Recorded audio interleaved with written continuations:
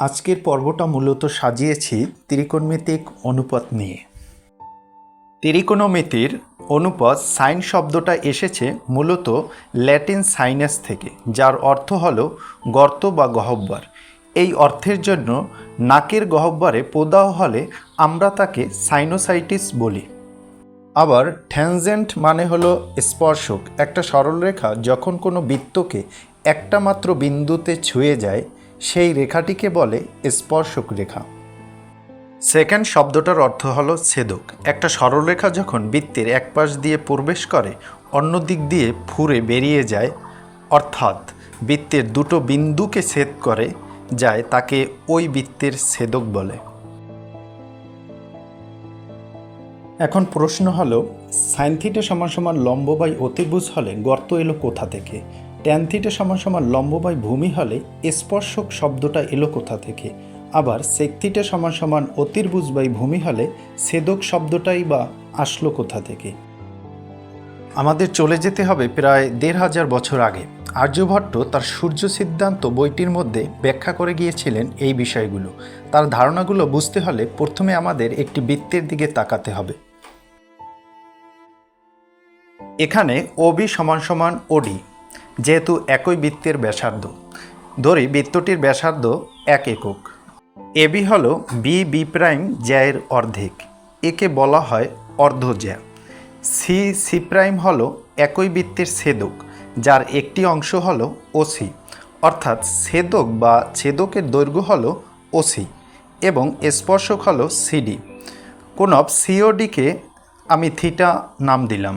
এখন ত্রিভুজ সিওডি এর ক্ষেত্রে চিত্র অনুযায়ী বলা যায় সেক কোণব সিওডি সমান সমান সেক থিটা। আবার আমরা জানি সেক থিটা সমান সমান অতিভুজ বাই ভূমি। অতিভুজের জায়গায় চিত্র অনুযায়ী লেখা যায় ছেদক এবং ভূমির জায়গায় চিত্র অনুযায়ী লেখা যায় ব্যাসার্ধ। যেহেতু ব্যাসার্ধ সমান সমান ১ একক ধরেছিলাম, তাই লেখা যায় ছেদক বাই ১। লাস্টে গিয়ে রেজাল্ট দাঁড়ায় ছেদক। তাহলে আমরা গণিতের মাধ্যমেই প্রমাণ করলাম সেক থিটা সমান সমান ছেদক। এটা দ্বারা প্রকাশ করা যায় যে সেক থিটার অর্থ হলো ছেদক। আবার ট্যানজেন্টের ক্ষেত্রে ট্যান থিটা সমান সমান আমরা জানি লম্ব বাই ভূমি। এখানে লম্ব সমান সমান লেখা যায় স্পর্শক এবং ভূমি সমান সমান লেখা যায় ব্যাসার্ধ। স্পর্শকের জায়গায় আমি স্পর্শক লিখলাম এবং ব্যাসার্ধের জায়গায় ১ দিলাম। তাহলে শেষে গিয়ে রেজাল্ট দাঁড়ালো স্পর্শক। অতএব ট্যান থিটা সমান সমান মানে দাঁড়ালো স্পর্শক। অতএব ট্যান অর্থ হলো স্পর্শক। সর্বশেষ রইল সাইন। সাইনের ক্ষেত্রে আমরা চিত্রের ত্রিভুজ ধরব এ ও বিকে।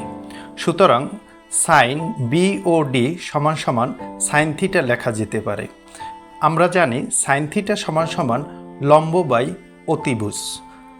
এখানে লম্বের জায়গায় আমরা লিখতে পারি অর্ধজ্যা এবং অতিভুজের জায়গায় আমরা লিখতে পারি ব্যাসার্ধ। যেহেতু ব্যাসার্ধের মান আগেই আমরা ধরেছিলাম ১ একক, তাই আমরা লিখতে পারি অর্ধজ্যা বাই ১, অর্থাৎ লাস্টে গিয়ে রেজাল্ট হয় অর্ধজ্যা। সুতরাং বলা যায় সাইন থিটা সমান সমান অর্ধজ্যা, অর্থাৎ সাইনের অর্থ দ্বারাই হলো অর্ধজ্যা। প্রশ্ন কিন্তু থেকেই গেল, সেক থিটা সমান সমান ছেদক, ট্যান থিটা সমান সমান স্পর্শক প্রমাণ করা গেল, কিন্তু সাইন থিটা সমান সমান গর্ত প্রমাণ হওয়ার কথা ছিল, কিন্তু সেখানে প্রমাণ হয়ে গেল অর্ধজ্যা। তাহলে সাইন শব্দের অর্থ গর্ত, এটা কোথা থেকে এলো? আসুন একটু খুঁজে দেখি। এটা আসলে অনুবাদকের ভুল ছিল। ভারতবর্ষের গণিতের কাজগুলো যখন সংস্কৃত থেকে আরবিতে অনুবাদ হয়েছিল তখন জ্যায়ের আরবিতে প্রতিশব্দ ছিল না, ফলে জ্যা শব্দটি আরবিতে জাইব নামে পরিচিতি লাভ করে, যার অর্থ হলো গর্ত বা গহ্বর। এরপর যখন আরবি থেকে ল্যাটিন ভাষায় অনুবাদ হয় তখন এই জাইব শব্দটার নাম দিল সাইনাস, যা থেকে সৃষ্টি হলো সাইন, অর্থ দাঁড়ালো সেই গর্ত বা গহ্বর। এভাবেই আর্যভট্টের অর্ধজ্যা অর্ধ দুনিয়ায় অনুবাদ হয়, নাম হয়ে গেল গর্ত।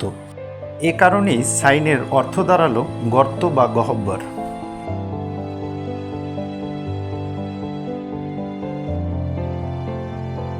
আজ এ পর্যন্তই। ভিডিও ভালো লাগলে লাইক শেয়ার কমেন্ট করবেন। আল্লাহ হাফেজ।